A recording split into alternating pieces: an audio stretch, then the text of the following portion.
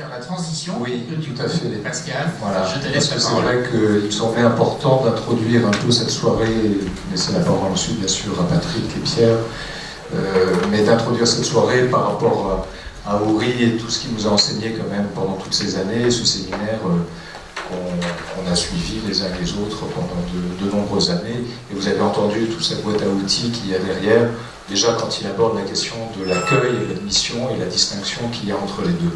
Et ça, bien sûr, c'est les outils avec lesquels on va travailler. Alors maintenant, je vais donner la parole à Patrick, peut-être pour qu'on rentre dans le vif du sujet, de ce travail que vous avez mené ensemble, d'une écriture partagée, conjointe, je ne sais pas, vous allez nous expliquer un peu autour du parcours de Pierre de Lion, depuis la rencontre avec les premiers patients, avec Uri aussi, une très belle rencontre que tu racontes justement, et qui est déjà un éclairage clinique très fort. Et puis, écoutez, je vous laisse, et puis on échangera bien sûr avec eux au fil de la soirée. Merci beaucoup. Merci Pascal et merci à tout le monde de m'avoir invité, je suis très flatté.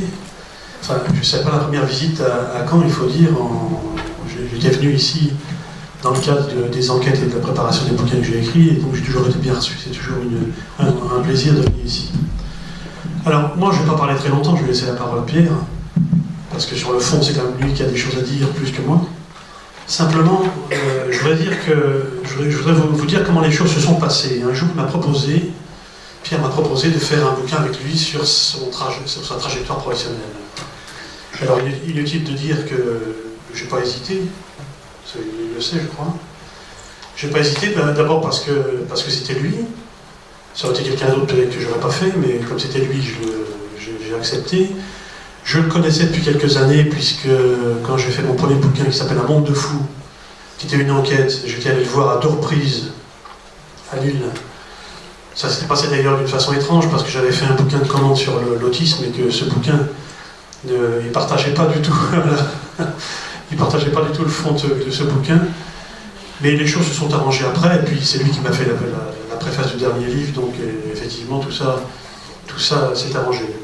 Simplement, ce que je veux dire, c'est que l'idée, c'était évidemment de parler de sa vie professionnelle, et je pense qu'en soi, ça valait déjà le coup, parce qu'il a une vie professionnelle tellement riche et tellement intéressante, que ça valait la peine de le faire.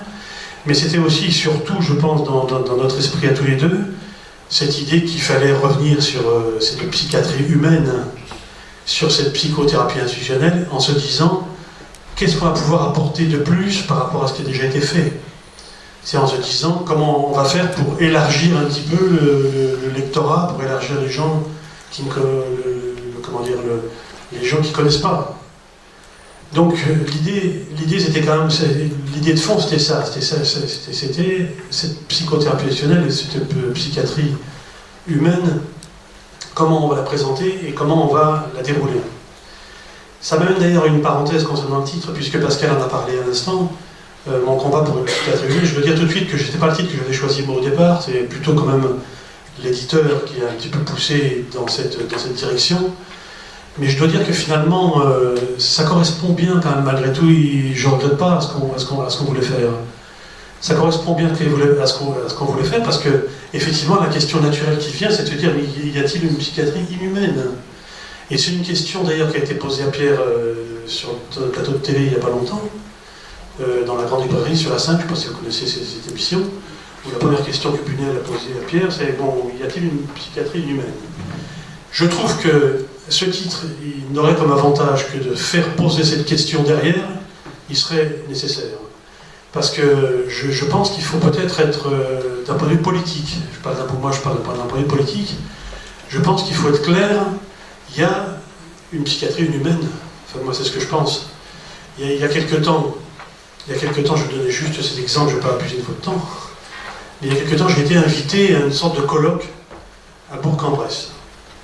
Et à Bourg-en-Bresse, donc l'hôpital psychiatrique de Bourg-en-Bresse, invité par une association qui est un peu une association qui organise ce genre de choses et qui promeut un peu de cette psychiatrie humaine. Et l'hôpital de Bourg-en-Bresse, il a cette particularité qu'il y a quelques mois, la contrôleur des lieux d'enfermement a fait une note qui est un geste, paraît-il, assez rare, pour dénoncer les conditions dans lesquelles les patients étaient traités dans cet hôpital. Et c'est épouvantable, enfin je veux dire, c'est épouvantable. Moi j'entendais des gens parler de patients enfermés, attachés pendant des jours, des semaines, voire des mois. Et la contrôleur parlant d'atteinte à la dignité humaine, etc. Alors, je peux vous dire que, d'abord je me suis dit, ils ne m'ont pas invité par hasard, puisque le dernier bouquin que j'ai fait, qui s'appelle Un homme comme vous, a pour sous-titre Essai sur l'humanité de la folie. L'idée c'est d'essayer de montrer que le concept d'humanité est au cœur de tous ces débats politiques. Donc je me suis dit ça. Et puis je me suis dit, ils essayent de trouver une solution parce que il y avait une ambiance terrible. Il y avait une ambiance terrible. D'abord parce que on avait mis le doigt sur quelque chose d'épouvantable. Et d'autre part parce que les médias s'étaient acharnés sur eux en disant finalement c'est à Bourg-en-Bresse que ça se passe. Mais en fait c'est pas qu'à Bourg-en-Bresse que ça se passe. Et qu'on est là dans les conséquences du fameux discours de 2008 de Sarkozy, vous vous souvenez, à Antony, où finalement il dit les fous sont dangereux et je suis chargé de vous en protéger. Donc c'est pour cette raison que je trouve que ce titre ne fonctionne pas si mal, là, au bout du compte. Parce qu'il provoque ce débat, il provoque cette interrogation. Alors, l'idée sur laquelle on s'est mis d'accord avec Pierre, c'est qu'en fait, on allait s'appuyer sur sa vie pour parler des concepts de la psychothérapie institutionnelle. C'est-à-dire qu'on n'allait pas faire le énième livre sur la psychothérapie institutionnelle avec une idée de vulgariser les concepts. Par exemple, constellation transférentielle, qu'est-ce que c'est? On va essayer d'expliquer le plus simplement possible. Encore faut-il que les gens aient envie de savoir ce qu'est la constellation transférentielle, ce qui n'est pas du tout gagné. Là, on avait quand même un boulevard. On avait un boulevard qui est la vie de Pierre, la vie professionnelle de Pierre. Et il m'a raconté sa vie. Je sais plein de choses sur sa vie maintenant. Donc il m'a raconté sa vie et les concepts, si vous voulez, ce que j'espérais, et je pense que ça s'est passé, les concepts sont venus naturellement dans le courant de ce discours, dans l'histoire personnelle de Pierre. Je donne un exemple, je demande pardon à ceux qui m'ont déjà écouté, mais Pascal parlait de la première rencontre avec Oury, où il raconte comment il était dans le bureau d'Oury et qu'Oury recevait un patient. Et comment le patient s'en va, Oury le regarde et lui dit « Ne vous en faites pas, monsieur, votre main ne va pas rester sur le bureau. » Et à partir de là, Pierre explique le corps. C'est-à-dire comment Oury a vu dans la façon dont le corps de cet homme communiquait, quand il a vu qu'il était en mille morceaux et qu'il fallait absolument l'aider pour ça. Et donc, ça donne l'occasion de faire un développement sur la question du corps, de la communication, etc. Deuxième exemple que je voudrais vous donner au chapitre de la démarche, c'est le tablier de Janine. Le tablier de Janine. Janine est une ASH qui fait des gâteaux, je ne sais pas si elle fait le ménage, d'ailleurs, elle fait le ménage, etc. Et il se trouve que là, il y a un petit môme autiste qui est fermé, dont on ne sait plus trop comment faire pour communiquer avec lui, sauf qu'il est toujours pendu après le tablier de Janine. Et que raconte Pierre?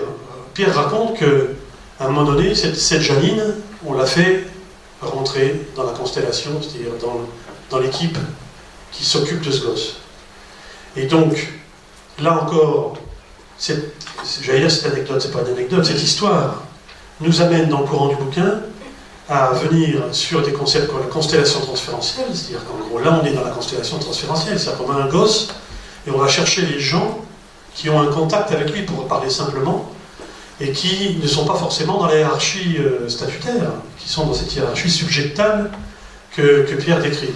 Donc vous voyez, ça nous amène le concept de constellation transférentielle, le concept de hiérarchie subjectale, etc., etc. Je pense que c'était ça la démarche du livre. Alors je voudrais pas être trop long, je vous avais promis, 3 remarques à propos de ce bouquin, personnelles. La première, c'est que ce livre, et ça m'a beaucoup plu, et je pense que politiquement, c'est vraiment... Je fais toujours de la politique, hein. Pierre fait de la politique aussi, il fait aussi de la clinique, moi je fais de la politique. Et pourquoi je fais de la politique? Parce que, par exemple, je vais donner cet exemple. Le livre, il montre qu'il y a une articulation fine entre la pratique et la théorie, et comment les deux sont liés. Et comment Pierre, dans son activité de médecin, de psychiatre, avec son équipe, etc., comment il se nourrit de la dialectique entre les deux. C'est-à-dire ce qu'on fait, la clinique, les décisions qu'on est amené à prendre, et la nécessaire théorisation que cela suppose, parce qu'on ne fait pas n'importe quoi, parce que c'est compliqué, parce que tout ça rentre dans un contexte de pensée et de théorie qui doit pouvoir alimenter la réflexion et alimenter la clinique au bout du compte et la pratique. Et je dis que c'est politiquement formidable parce que c'est un exemple de dialectique, je le disais à l'instant, entre pratique et théorie, et c'est un exemple qui montre qu'on est loin du pragmatisme dominant. C'est-à-dire le pragmatisme, j'ai rien contre le pragmatisme, mais ce que je veux dire, c'est que quand le pragmatisme est présenté comme quelque chose qui s'oppose à toute théorisation, à toute réflexion, je suis désolé de le faire, je prends parti, mais par exemple, notre très jeune et très dynamique nouveau président est un fou du pragmatisme.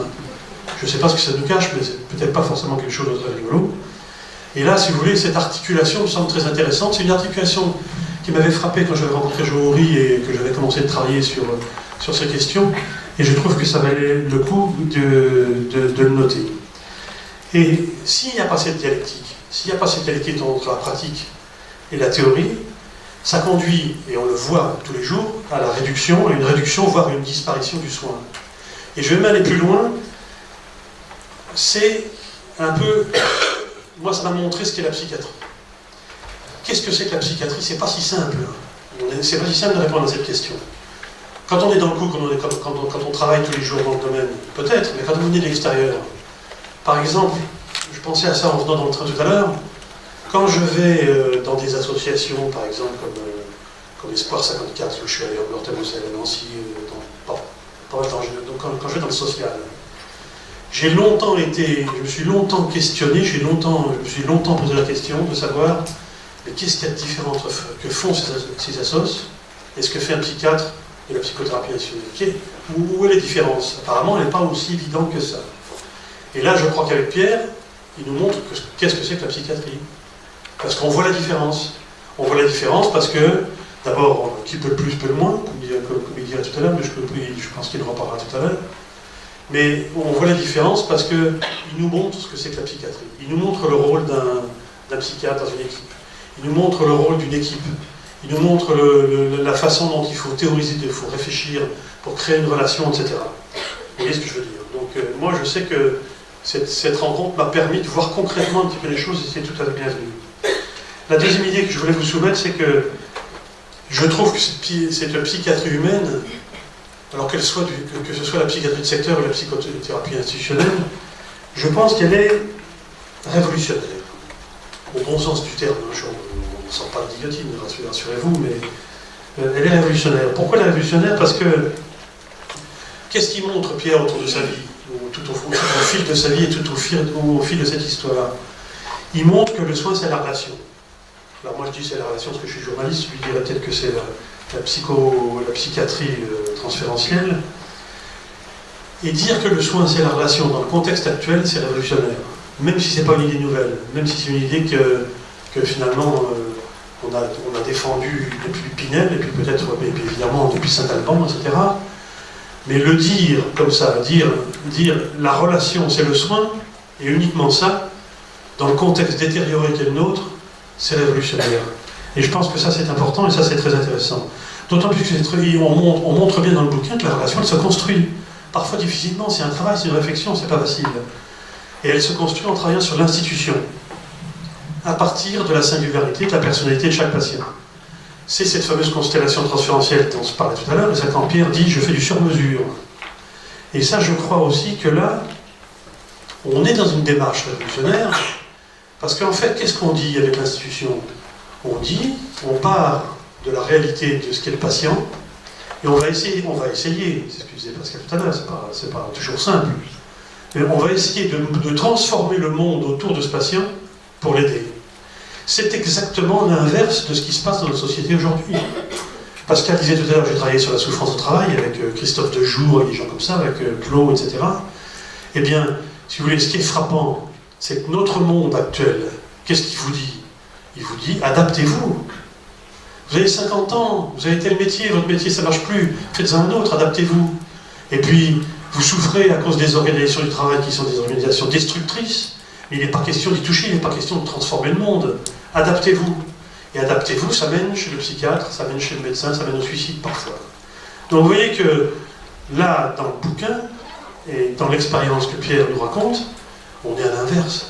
C'est-à-dire qu'on va se prendre la tête, et moi, humainement, et c'est pour ça que c'est humain, et c'est pour ça que ce titre n'est pas si mal. Humainement, c'est extraordinaire. Et humainement, c'est extraordinaire parce que ça veut dire qu'on considère le patient comme une personne, et c'est en fonction de lui qu'on va organiser, qu'on va travailler sur l'institution. Ça me semble tout à fait essentiel, et c'est l'une des choses qui m'ont le plus enthousiasmé dans le travail que j'ai pu faire avec Pierre et précédemment. Et puis le troisième point, c'est très rapide, mais quand même, je pense que ça avait le coup d'être noté, ça concerne mon métier. Mon métier de journaliste, je voulais dire un petit mot, enfin, Pascal m'avait un peu soufflé. Je pense que c'est comme ça que je le conçois, c'est-à-dire que notre métier, il est fait pour aider à comprendre, aider les gens à comprendre, à médiatiser et à enrichir les gens à qui on s'adresse. Et ça, aujourd'hui, c'est la même chose. C'est loin d'être le cas et c'est loin d'être ce à quoi on assiste. C'est aussi prendre parti sans céder sur les principes déontologiques. On n'est pas là pour faire du militantisme idiot et borné. Mais quand moi j'ai découvert, je ne la connaissais pas avant de commencer ce travail sur la psychiatrie, je ne savais pas que ça existait. Pour moi, Oury, c'était la grande patrouille, quoi, si vous voulez. Hein. Eh bien, quand j'ai découvert la psychiatrie humaine, et en particulier la psychothérapie institutionnelle, je me suis dit, ça vaut le coup de mettre ce que je sais faire au service de ça, parce que ça me semble être le plus intéressant. Ce qui veut dire que je suis d'accord avec tout, mais ça veut dire qu'il y a une prise de parti. Et j'ai eu une camarade qui avait sorti un bouquin sur la psychiatrie en même temps que moi, et son bouquin n'a eu aucun retentissement parce qu'il n'y avait pas de prise de parti. C'était une sorte de liste. Et donc, si vous voulez, je pense qu'un journaliste aujourd'hui, il ne faut pas qu'il soit acteur du spectacle médiatique et mercantile, mais c'est celui qui ose porter la plume dans la plaie, comme disait Albert Londres. Et je pense qu'avec Pierre, je pense que pour une part, on a porté la plume dans la plaie, et j'espère qu'on va continuer. Voilà, merci beaucoup.